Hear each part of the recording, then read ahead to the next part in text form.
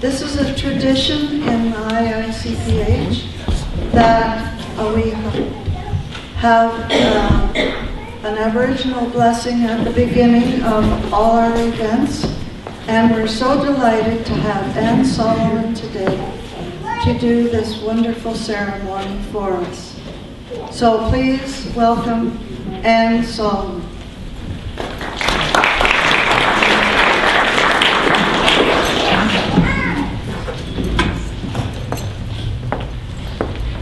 Bonjour.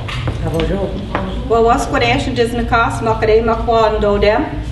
Thank you very much for coming and spending the time here in this particular place and space on Anishinaabe territory. I am Anishinaabe Kwe. I am Bear Clan from my father's side of the family.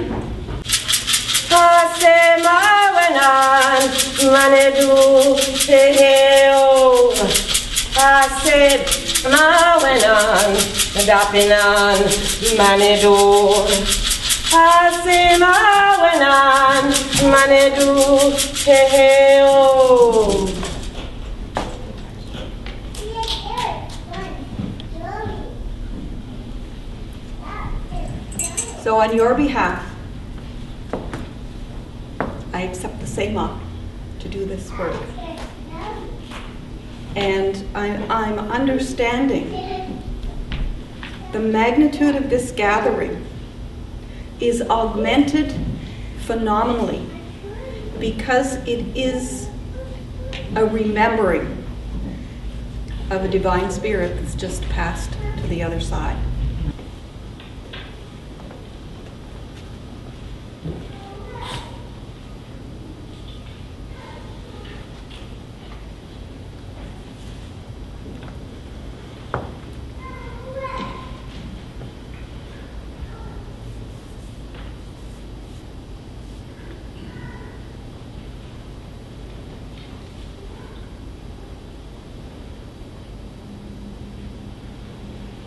Once more, a welcome to everybody, and it's so great to see this big crowd, this wonderful crowd. I'd like to just spend a few moments introducing you to the board members of the International Institute of Concern for Public Health. And with that, I'll start with Marion O'Dell, who's our president.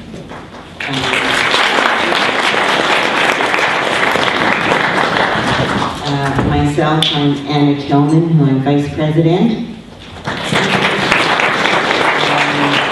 Gordon Albright, sitting here, is our treasurer. Shirley Farlinger, sitting right beside him. Alice Tepester. Alice is our secretary. Willie Nolan is our member of the board. Our board is small and mighty, and Jean resigned from the board just recently, so he's a post member of the board.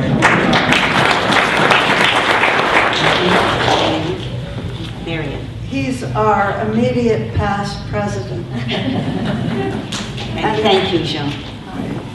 And with that, I think we're going to start to move on with our program. Well, I'd like to start with a very interesting video series that Dorothy Golden Rosenberg is going to present. Take us through a video clip of Rosalie's work. And by the way, I don't think there's anybody who doesn't know Dorothy Golden Rosenberg. She's got to be the most busy person on this planet, okay, and so well-meaning. So, Rose, you take it away, and I'll clock you. Okay, and I'll be very fast. This is really for the love of Rosalie. All of this is for the love of Rosalie. Rosalie had so much love in her, and we love her so much. When I was traveling with her at different conferences internationally, people would come up and kiss her hand and say, "Sister, sister, thank you, thank you." She helped so many people with epidemiological studies when they were told this all in their head, it was all an accident, that it was their fault or something. And anyway, she helped them to do the studies, and they just loved her. So that was a really important experience to travel with her and see how much love there was internationally. We're about to present some new Rosalie Bertell Awards, but before that gets done, I want to remind you of who has received awards before. The late Dave Martin from Greenpeace and Sierra Club and Durham Nuclear Awareness and so on. First award is, are you ready? Is going to go to Ursula Franklin.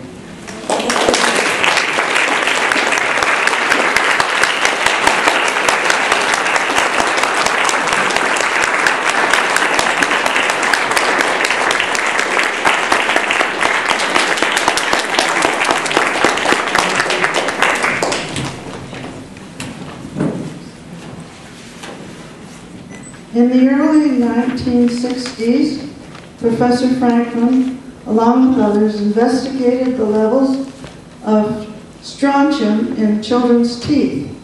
This research contributed to the cessation of atmospheric nuclear weapons testing. Over the decades, the list of areas of concern and triumphs over the decades very long and numerous. We can only marvel at the tremendous intelligence and caring for humanity and the environment involved in the long and distinguished career of our nominee for the Rosalie Bertell Award, Professor Emerita Ursula N. Franklin.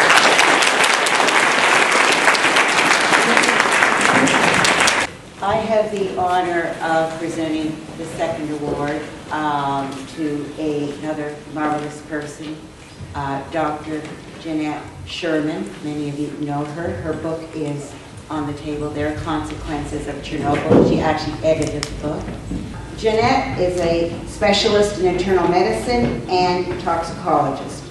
She's published more than 70 articles in scientific literature. She's also written for the popular press, and still does, to provide information to the concerned public. Her resume is something to behold, many pages of her work. Amongst numerous research and academic positions, she's worked in radiation and biological research at the University of California's nuclear facility and the U.S. Naval Research Lab in San Francisco. But she's been elsewhere too, in many places. She's a tremendous resource person, an advisor, and a speaker for universities, health advocacy groups, concerning a range of diseases, from cancer, birth defects, pesticides, toxic dump sites, and nuclear radiation.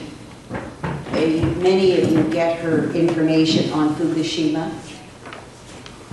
She has served as a medical legal expert witness for thousands of individuals harmed through their work and other means by exposure to toxic agents throughout her whole career.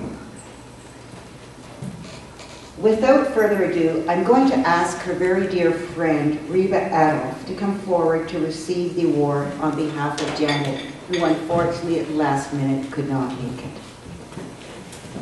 Reba? Here are a few of Dr. Sherman's words, which she had composed for accepting the Rosalie Bertell Award. How we miss Sister Rosalie. How will we fill her dainty shoes with which she left such a big footprint? How will we amplify her messages, spoken with her delicate but persistent, strong voice? I was stunned when I received the call from Anna Tillman, making sure I would be in Toronto September 29 to accept the Rosalie Bertell Award. It is truly my honor and privilege to be in the company of fellow Rosalie Bertell Award recipients, Ursula Franklin and Lorraine Reckmans. I thank the International Institute for Concern for Public Health and Marion Odell and Anna Tillman, who have done so much to keep the organization alive. Now I would like to say a few words about the Sally I know. Thank you. Who is she? Who is this Sally? And why is it fitting she has been granted the Rosalie Bertell Award? Other than the same gender and a Buffalo birthplace, what do these two people, so seemingly disparate, have in common? The one dedicated to her husband, the other dedicated to her God. I'd like to offer up a sketch of Sally by holding up mirror images of Rosalie. Looking into the mirror, we will see these two glittering intellects and personalities sharing razor-sharp intellects, steely determination to pursue what they know to be moral and just, passionate dedication to their ideals, fearlessness in the face of possible harm to themselves, rendered by those who are threatened by the evidence and conclusion of these two women's results and research. The saving grace of words not chosen ever out of malice, but for the puncturing resistance to evidence and their conclusions. A scientific education put to the service of helping, not injuring. The mental endurance to discuss an issue for hours, indeed, and maybe forever. The shared mantra, peace, peace, peace, and especially their courage to prevail. Jeanette has asked, how can we best honor Rosalie? What can we do? I quote Jeanette, we can speak out. We can have the courage as Rosalie has had. End of quote. We must and we will prevail. Thank you.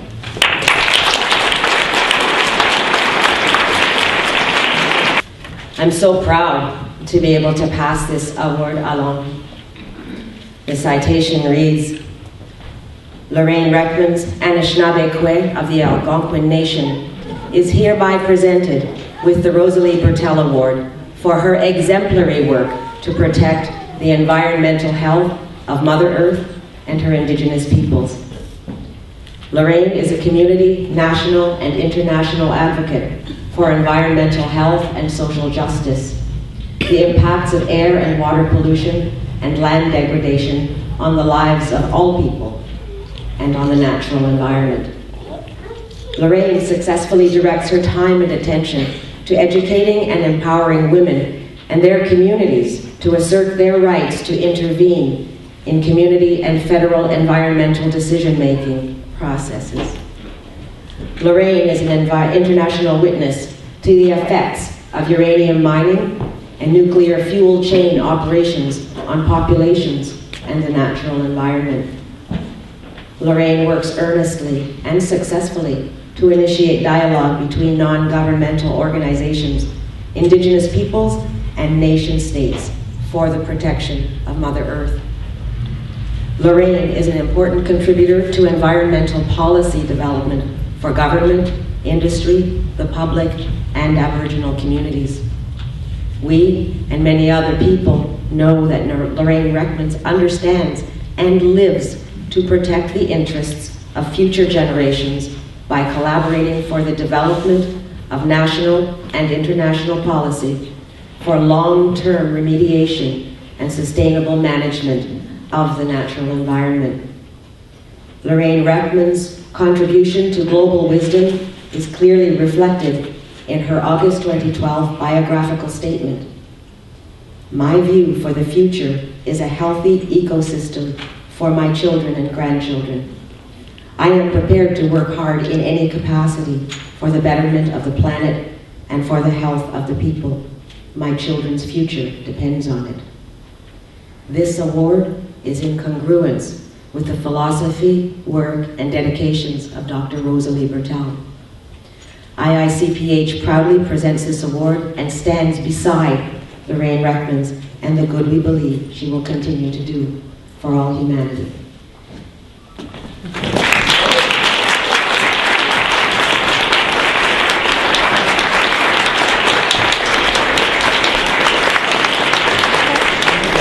I want you to know that as a grandmother, I think I'm reinvigorated to continue the work that Rosalie has set out for us.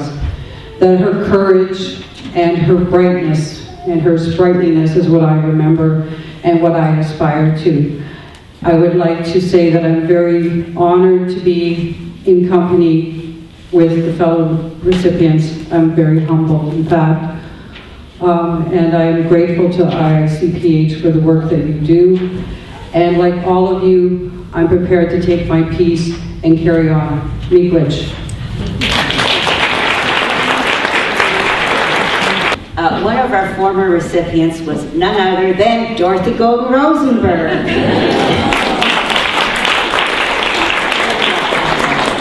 So my apologies, Dorothy. Our next person coming up is Sister Julia Lanigan. If you please come up.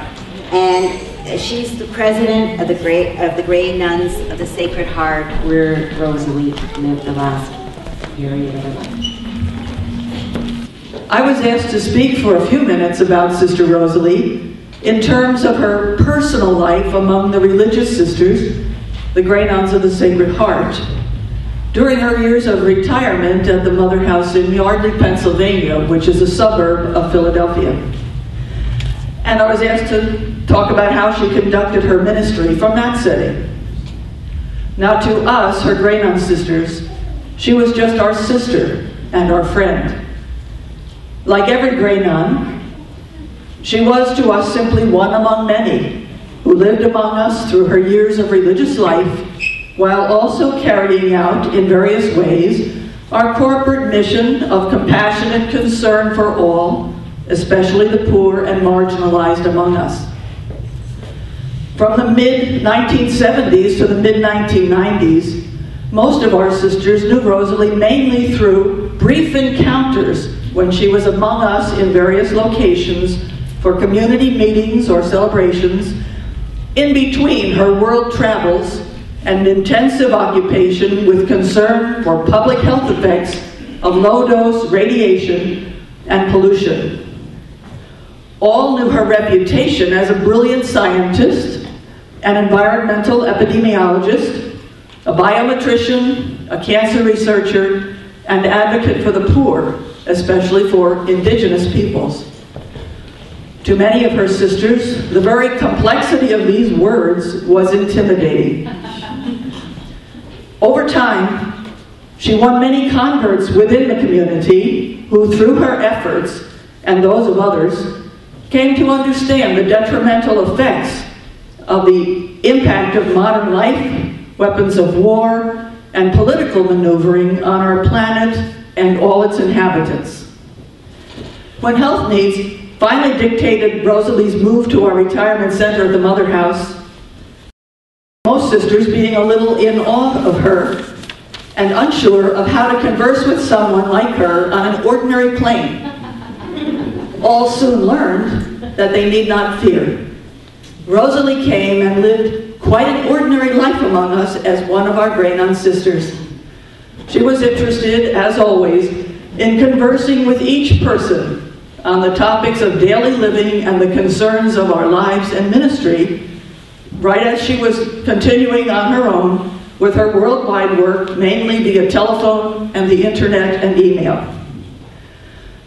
Only her occasional trips to speak at the United Nations or to go to Europe to receive the Right Livelihood Award that was associated with the Nobel Peace Prize, or her occasional trips, for instance, to Japan to be part of the ceremony surrounding the anniversary of the bombings of Hiroshima and Nagasaki, reminded everyone of how very active she remained involved in the concern for environmental health. While at home and community, all knew she spent many hours each day in her office at her computer. Few understood exactly what she was doing, but they were happy to support her in whatever ways they could. All knew also they could stop at her door, which she left open as she worked, any time, and she would stop immediately and turn her attention to them and to their concerns for as long as they stayed. Those of you who knew her through her work will not be at all surprised at the outpouring of love and concern from around the world that we received when Rosalie died. Rosalie's focus and concern on the future of her planets brought in many emails from all over the world. We got them from many, many countries, including France, Austria, India, Cuba, the Philippines, Malaysia, the Netherlands, Sweden, Switzerland, Germany, Brazil, Japan, Fiji, Russia, Norway, on and on. All those people, all devastated to hear that Rosalie had died. In closing, I think it would be most appropriate to include a quote that Rosalie often used herself, one that a number of people chose to include in their emails to the Grey Nuns after her death. Quote is this: "We have to be part of something larger than ourselves because our dreams are often bigger than our lifetimes. Religion has a profound effect on our staying power." So in closing, I say once again for all of us what I said at her funeral. Thank you, Rosalie, for the life you shared with us and for all that you have left us with. May you indeed enjoy the blessings of eternal life with Christ our Lord. Amen. That was wonderful, Julia. Sister Julia.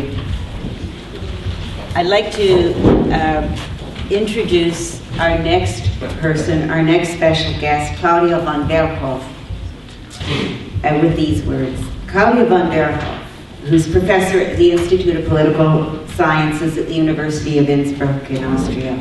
She's a pioneer. She's in establishing the academic research subject into women's issues. Since 1988, she's been at that university, holding the chair for research into women's issues.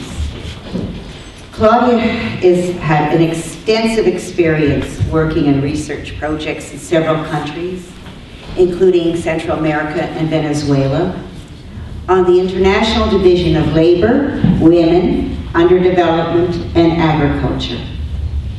Her doctoral thesis dealt with questions concerning women in agriculture in developing countries. Claudia's core theoretical work is concerned with feminist theory of society, patriarchy, and technology, social movements, and ecofeminism.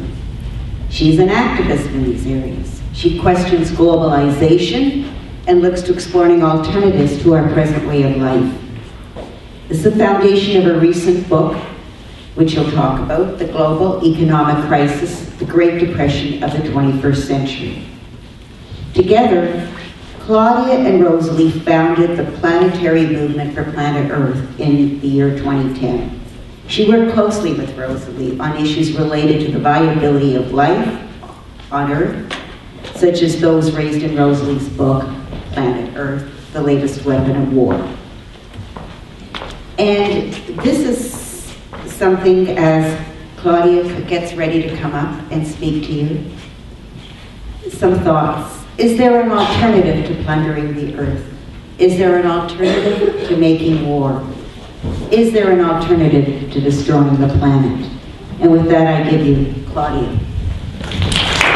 Rosalie has infected me. She has reflected on me my own intent to clarify our thinking, now even in fields so alien like the military sciences, and to rely on our love, this enormous capacity that gives us the strength to do much more than we are supposed to, and that gives us the vision we need to do it. Loving means to be able to do things that have nothing to do with egoism, as love is the biggest power that keeps everything on earth related, united, alive, and bonded. Love is the real and only anti-power against those who want to transform our world into a mega machine under their control, and who do not hesitate to destroy it on their way.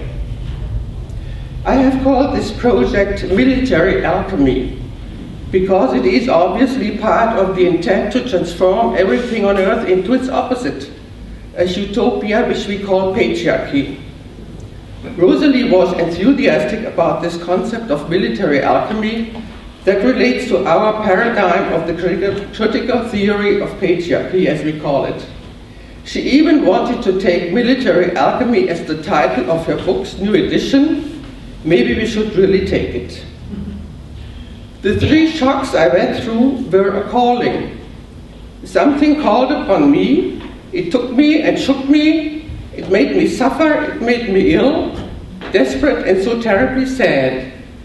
I went through hell again and again. This something told me, you are the one. You have to do it. You have to start a movement to protect the earth. And I got it. I became healthy. I became furious.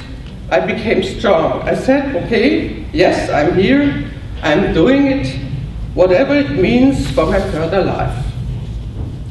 At a spiritual political women's congress in 2010 in Germany, with about 600 participants from around the world, I proposed the foundation of the planetary movement for Mother Earth, and most of the women were enthusiastic about it, so we founded it. And we started to inform the public and our members with our website and information letters, always in 3 languages, 6 until today. And we did the most important thing. We gathered the money, found a very good translator, and translated Rosalie's Planet Earth into German, including her latest findings from the year 2000 to 2011, and including contributions from ecofeminist Vandana Shiva, India, from ethicist Clive Hamilton, Australia, from a German lawyer, a specialist in ecology, and a German activist against chemtrails. We even managed to publish this book, titled in German, Kriegswaffe Planet Erde, 500 pages, all included, 5,000 copies, first edition, at a reasonable price, but with a horrible publisher. All the other publishers said, no, this is beyond our program, this is feminist, this is conspiracy theory.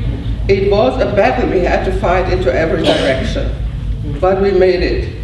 Nobody could finally prevent the book from appearing in Germany, and Rosalie had wanted it so much, as so many German scientists like Werner von Braun, who had later been adopted by NASA, have contributed to developing the new weapons, first nuclear ones, then these energy weapons which use the Earth's magnetic fields and electromagnetic waves in order to be able to destroy the Earth and us wherever they want. We are happy and proud that Rosalie experienced the German edition of her book before she passed. Her former book, for which she got the Right Livelihood Award, No Immediate Danger, The Future of a Radioactive Earth, appeared in German as well in 1987.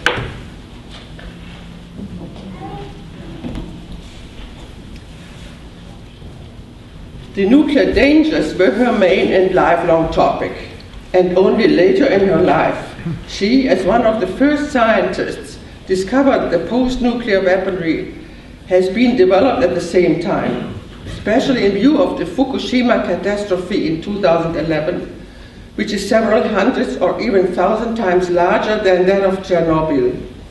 Both of Rosalie's books have to be read and analyzed again. We will need it when the results of the Fukushima disaster, which has probably also not been simply a natural catastrophe, can no longer be swept under the carpet. We know that Rosalie was working on a second edition of Planet Earth in English. Together with her book on the nuclear dangers, it is going to be the eye-opener for many people in the whole world and for many years to come. We therefore are now calling the 2 publishers she was in contact with, one in the United States and one here in Canada. We do not know who you are. Please contact us so that we can finish what Rosalie had started. There is not much more to do. And finally, we have begun a Spanish translation for which we still need support and money. In the meantime, we have found a Mexican publisher, and we want that indigenous peoples of the Pachamama movement in Latin America can read it. So when the people in Mexico knew about the harm that is done to our Pachamama, they started to cry. Imagine the difference to the reaction of people in Germany who started to shout at us instead. This is development.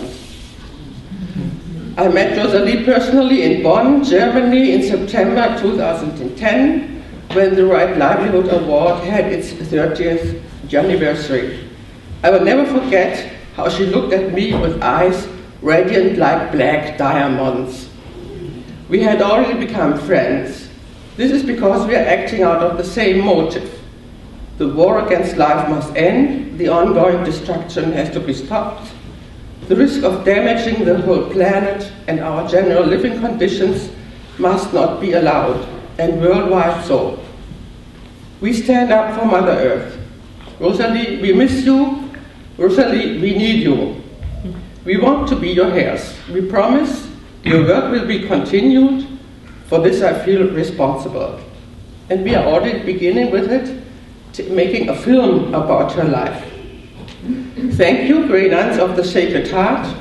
Thank you, members of the International Institute of Concern for Public Health. Without you and your love for and support, Rosalie would not have been able to do all the incredible things she did. Thank you.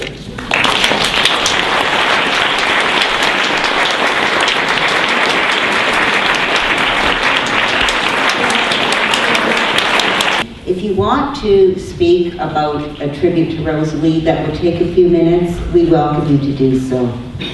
I do think that following what we heard from Claudia, I would like to pick that part up, because Rosalie and I were good friends for many years. I knew her right when she came to Toronto. We all will have before us the question, how do we speak about Rosalie to a generation that are no longer our students, but our students' students? What do we say, not in the detail of low-level radiation, but what do we say about Rosalie that goes beyond all the practical, all the scientific work, that they, the young, who may be reluctant or preoccupied with something else, understand that it is the essential that we have to carry to them, and they will have to use it. And there are 2 points that I want to make. One is the phrase I hinted before. Rosalie was in this world, but not of this world. After all, Rosalie was an excellent scientist, and it's no mean feat in 75 to get a PhD in mathematics. It's of the currency of this world, and she used it, but she used it in the context of not being in this world. She didn't care about tenure. She, in fact, was a very difficult person to be. I was in the first mayor board of the Institute. Dermot McLaughlin, Rosalie, and I signed the first incorporation agreement. And anyone who's ever worked with Rosalie knew that she had little patience for forms and accountings and keeping receipts and all the niceties of the world. That wasn't her world, and she had a heavenly disregard for it. But it also made her incredibly independent. That is, she depended on like-minded people. She was in this world, but not of this world. It is very clear that what is morally indefensible is dysfunctional in practical terms. War doesn't work, even if you want to. Exploitation doesn't bring results, even if you are the exploiter. And we have seen, as companions of Rosalie, as part of the larger social movement, that in fact only what is morally defensible is in the end practical. And that's the two things that we have to take over and beyond any details to hand on to the next generations. And I'm 10 years older than Rosalie. And we know it is possible to be in this world without being of this world. And we also know that only what is morally defensible in the end is practical. And that's what I still want to say. My name is Mary Lou Harley. Some of you will know that Shirley Farlinger and Vicki Obikoff and myself are working on a book based on Rosalie's life and work. And I wanted to share with you just a few things. Don't want to take more than a minute here. In her writing for In What Do I Place My Trust, Rosalie said, the continuity of life, the call for making things better for the next and the next generations blots out all hesitation. To act becomes natural, and to not act is a torment. We do not need to enjoy the fruits of our longing as we see them taking fruit in others who will come after us. So this spring, I asked Rosalie this question: what general direction and specific work do you hope IICPH will set as a priority over the next 5 to 10 years? On May 29th, just over 2 weeks before she passed from us, she replied, first commenting on the restrictions on the Department of the Environment on Health Canada, and then writing to me her hope. The IICPH would be free to pronounce things both hazardous to health and violations of the Human Rights Declaration of the UN, responsibly, of course. I hope that as long as this remains government policy, the IICPH will continue to be the honest broker of the truth. IICPH is us as financial supporters of IICPH, us as resource people to IICPH, and us in each of our own ways being the protectors of the planet and its life-giving resources. Rosalie has placed her hope and her trust in us.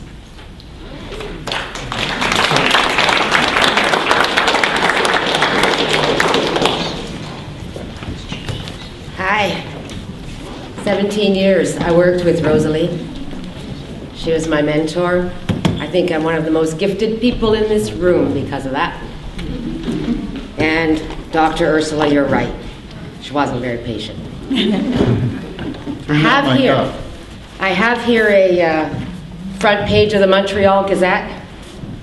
The Parti Québécois will shut down the Gentilly 2 reactor.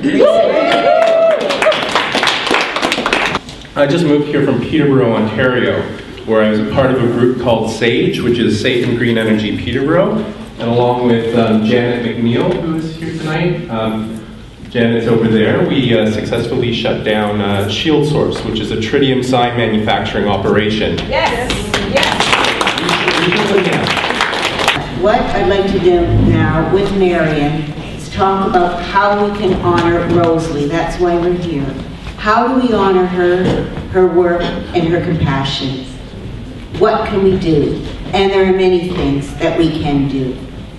And in conversations with Jeanette Sherman, we've drafted a little program here. Oppose nuclear power. It makes nuclear bombs possible. The entire nuclear system and industry is a major threat to all planetary health. March in the streets. It's the only way that we ended slavery, obtained equal access to schools and services, got voting rights for women, and stopped the Vietnam War. Oppose war and threats of war. Demand the right to health, education, and equal opportunity for all. Speak truth to power and have the courage to prevail. Be fearless and be compassionate.